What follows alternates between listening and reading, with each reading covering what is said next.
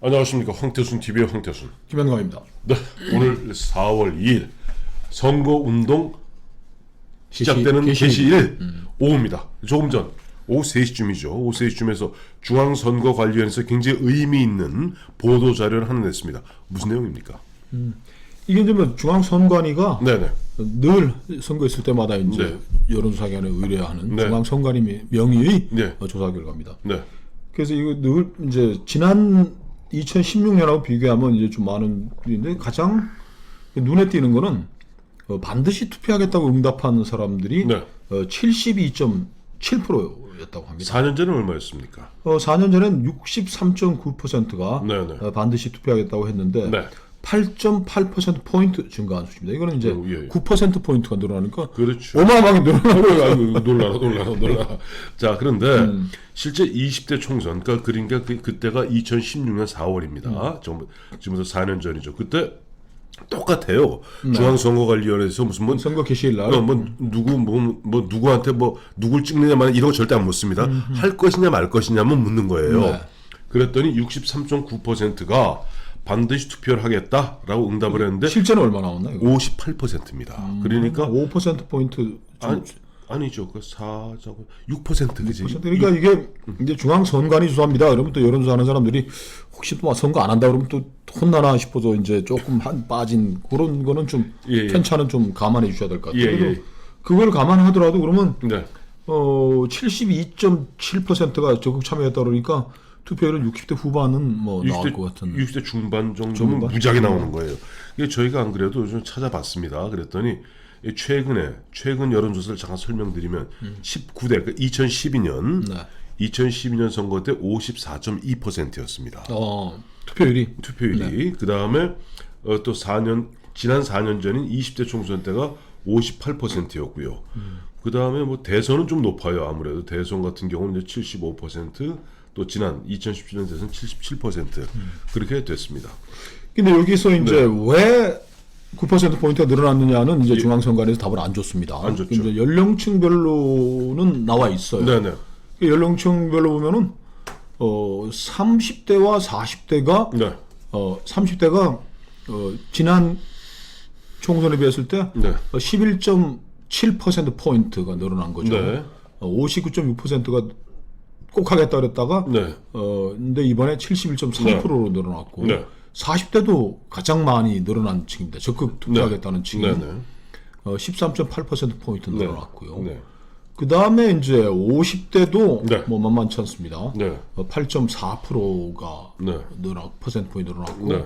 60대 이상은 10.4%포인트가 그러니까 전반적으로 마치 우리 많은 사람들이 예측하기에는 이번 코로나19 때문에 투표율이 떨어지지 않겠는가라고 생각했는데 의외로 지금 적극적으로 투표에 참여하겠다는 의향이 지난 4년 전에 비해서 같은 시점에 같이 똑같은 형식으로 조사했는데 무려 보면 8.8%포인트가 올랐지 않습니까? 이게 이제 정치학, 뭐 사회과학, 뭐 조사방법론 이렇게 얘기할 때 보면 이게 이제 투표는 네.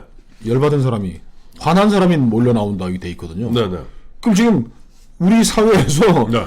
지금 열받은 사람들은 누굴까요? 전 국민이 다 열받았습니다. 어, 하나하나 다 따져볼까요? 자, 한번 말씀해 보시죠. 우선 제째 20대는 아니 취업이 첫째 20대는 취업이 안 되고 조국 사태 때문에 뿔났고 유국 사태 뿔났고 그리고 뭐 아르바이트하고 뭐 일용직 같은 거 조금씩 하고 있던 게 다 무너졌고 소주성과 그 52시간제 52시간제 그리고 최저임금제의 급격한 도입을 해서 열받아 있었고 열받아 있고 30대는 30대 40대가 이렇게 지금 열받은 게 네. 조국에 대한 이거는 좀 따져봐야 되겠다. 이건 좀 따져보니 두 종류가 다 있을 다 거예요. 있을 것 같아요. 그러니까 조국 때문에 화가 나서 이것도 나라냐 그다음에 이것이 과연 기회는 평등하고 과정은 공정하며 결과는 정의로운 것이냐 화난 30대는 그 영향권에 있는 겁니다. 그 30대는 네. 30대 초반 중반은 대학 입시를 치르고 네. 얼마 안 된 사람들이고 네. 취업에 관해서도 또 뭐 화가 많이 나 있는 사람들이고 또 일부 여기에 보면 또 조국 아닌 못 사는 사람들이 있잖아요. 서초동 앞에 와서 조국 수호하는 개싸움 운동본부 이런 사람들 또한 보면 이번에 적극적으로 나가서 조국을 구하겠다는 사람도 적지 않이 있을 겁니다. 정부에 대해서 네. 이건 뭐 통상적인 정부에 대해서 가장 적대적이고 정말 때려잡아야 되겠다는 마음을 가지고 있는 게 어느 계층인지 아시죠? 30대 여성, 네. 40대 여성입니다. 네네. 이게 뭐 육아, 취업, 네. 뭐 가정 경제 운영해야 되는 모든 책임이 아직 그런 게 좀 많이 살벌해지만 친정도 신경 써야지, 시댁도 신경 써야지. 30대, 40대 여성들이 네. 정말 그러니까 어느 정권에서든지 간에 가장 적대적이 정부에 대해서 뭐 하냐 정부. 네네. 이 손 묶어 놓고 지금 애새끼들 키우는데 지금 힘들어.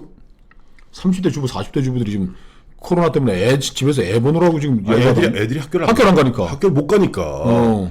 근데 지금 보면 뭐 다음 주부터 뭐 고3한테 우선 온라인으로 뭐 계약한다는데 이런 것들도 MBC 정치부는 이렇게 분석할 것 같아요. 코로나 이거를 워낙 잘하고 하니까 워낙 잘하고 우리 대통령이 잘하시고 조국에 대해서 조선일보와 동아일보가 너무 핍박하고 저 보수 세력들 저 친일 무슨 정당들이 하기 때문에 검찰하고 채널A하고 짜고 뭐 하기 때문에 열받아서 이놈들을 심판하기 위해서 나가야 되겠다라는 게 이렇게 늘어났습니다. 그러는데 그걸 믿을 사람들은 없을 것 같고 반하는 거는 역시 저는 20대 30대는 취업난 그리고 30대 40대 여성들은 아이들 돌보는 지금 신경이 무지하게 나는 거거든. 그 다음에 보면은 자 보세요. 이제 60대, 70대 이번에도 60대도 8.4% 포인트, 70대 이상도 보면 10.4% 포인트 올랐잖아요. 그러니까 60대, 50대, 60대 공히다 보면 대한민국 정체성이 무너져가는 부분에 대해서 화가 많이 났어요. 50대 이상은 뭐 그게 뭐 뚜렷한 것 같은데 이게 이렇게 9% 포인트까지 투표를 많이 하겠다라는 거는. 하여튼 이번 또 선거 끝난 4월 16일 날 뭐 깜깜이 선거운동 기간 뭐 민심이 요동쳤다 그러는데 이 민심이 다 요동친 것 같아요.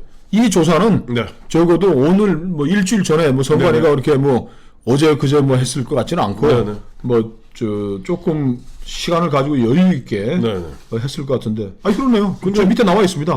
지난달 23일부터 3월 23일부터 24일까지 조사를 했으니까 굉장히 여유를 가지고 선관위 정부 기구들은 뭐 예산도 확보돼 있고 하니까 2주 전에 이미 이 선거 개시 2주 전에 조사해서 이미 9% 포인트의 우리 유권자들이 나 진짜 열받았다고 지금 의사표시를 한 거예요. 그래요. 앞서도 우리 김장수 박사랑 우리 김영철 두 분 말씀 나누신 앞에 편에 우리가 보내드렸습니다만은 김장수 박사 이야기하고 공감할 수 있는 부분이 그런 거예요. 많은 사람들이 보면 아직 결정을 못하고 그런 거 없습니다. 보면 유권자들의 마음은 거의 변하지 않고 정해져 있습니다. 그래요. 근데 정해져 있기 때문에 이 조사 일자도 벌써 3월 23, 24일이니까 그렇죠. 이것도 뭐 조사 기관도 한국갤럽이고 한데 이거로 보면은 뭐 우리가 짐작할 수 있듯이 이게 무슨 코로나가 뭐 갑자기 뭐 영향을 많이 미친 것 같지도 않고 하여간 부글부글 끓는 열받는 이제 스팀이 꽉 차 있는 거예요 지금 우리 한국 사회에. 근데 이거를 이 집권 여당은 뭐 코로나 선방으로 다 막아가지고 가려고 그러는데 맞다. 걔들 코로나 선방 얘기하더라고. 코로나면 잘했어요. 뭐 그거는 이제 짜파구리 맡겨주시면 지난 3년 여러분 보시기에 좀 부족한지 있으면 모르겠지만 우리가 저희 열심히 해왔고 앞으로 저 4년 더 정권 맡겨주시면 잘하겠습니다 얘기를 안 하고 코로나 잘하고 뭐 전 세계 요즘 그 관별 언론들 보면 뭐 전 세계 정상들이 문재인 대통령한테 코로나 어떻게 잘했는지 뭐 코로나? 코로나. 근데 참 이번에 짜파구리? 근데 이번에 4.15 총선에 반드시 투표하겠다는 이제 유권자가 72.7%고 또 보면 이제 선관에서 꼭 묻는 게 있어요. 뭐 요식적인 거지만 그 어떤 기준으로 후보를 선택하시겠습니까? 1번 뭡니까? 정당의 정견 정책 26.7%인데 그 집권 여당이 지금 정당 정책이 없으니 이거 어떻게? 저 있잖아 더불어시민당. 개싸움 국민운동 뭐 그게 손혜원당이 열린민주당. 정당 정책이 없는데 둘 다 정당 정책이 없네. 이게 참. 뭐 정관에서 물어보는 거예요. 또 의례적으로 대답하는 거지만 지금 집권 여당이 이렇게 허겁지겁 뭐 정당 정책들은 뭐 지금 선관위 중앙 선관위 내지 못한다는 그게 이 사람들이 얼마나 허겁지겁이면 자기네가 국민들의 심판받을 총선에서 이 위성정당, 자매정당에게 정강정책도 좀 마련하라는 얘기도 못할 만큼 허겁지겁 하고 있는 거예요. 지금 야구 시합하러 왔는데 수영장, 수영복 팬티하고 위에는 축구복 입고 나온 거예요, 야구장에. 의미가 없죠. 그러고 없이 그냥 와가지고. 이게 또좀 이렇게 와 있는데 좋게 2번 이번이 뭐예요? 지지 후보와 같은 정당. 말이 말 25.7%. 예. 후보자 인물 능력 이거는 뭐 뻔한 얘기인데 정당의 이념 10.8% 선이었다. 근데 오늘 인물 이야기하니까 또 이낙연 후보를 갖다 얘기하지 않을 수가 없어요. 네. 이낙연 후보 요즘 보면 재밌는 일이 하나 벌어져 있습니다. 지금 민생당 박지원, 정동영 등등등 민생당 손학규 민생당이 호남에서 뭐 하는 줄 아시죠?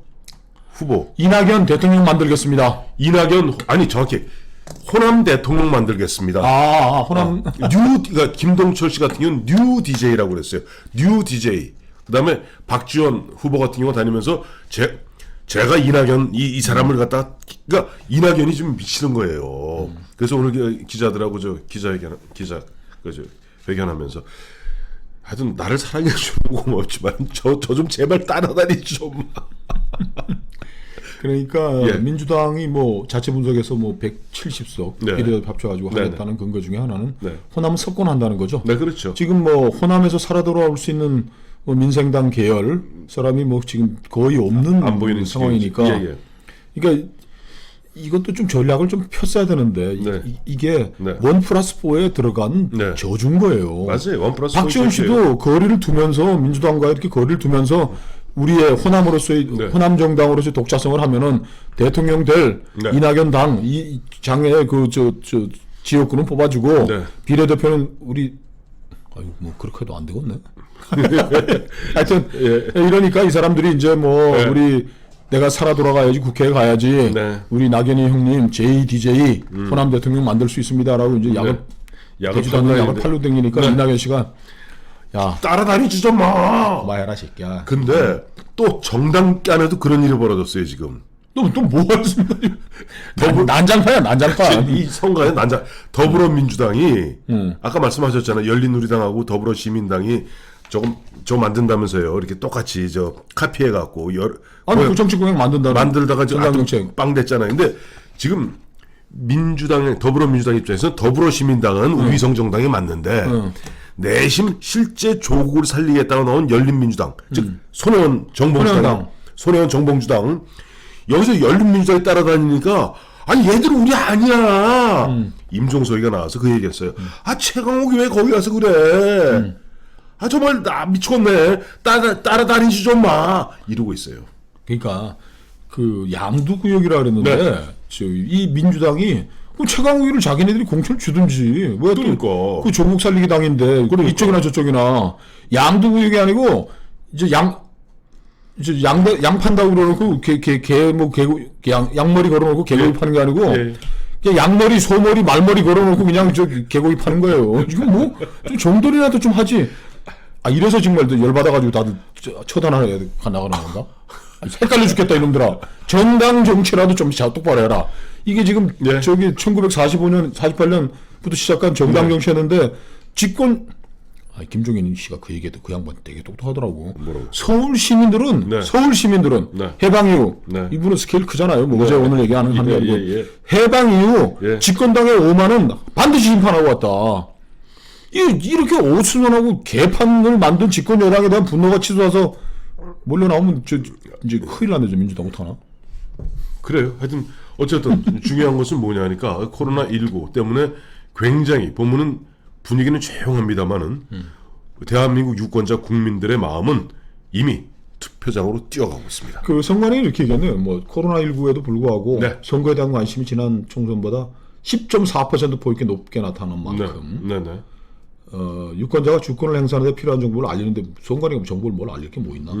막 이렇게 얘기를 선관위도 주목하고 있는 거예요. 코로나 때문에 굉장히 사람들이 밖에 나가기도 싫어할 것 같은데 이 스팀이 꽉 차가지고 폭발할 지경이고 그리고 그 후보자 선택 시 필요한 정보는 어디서 얻느냐?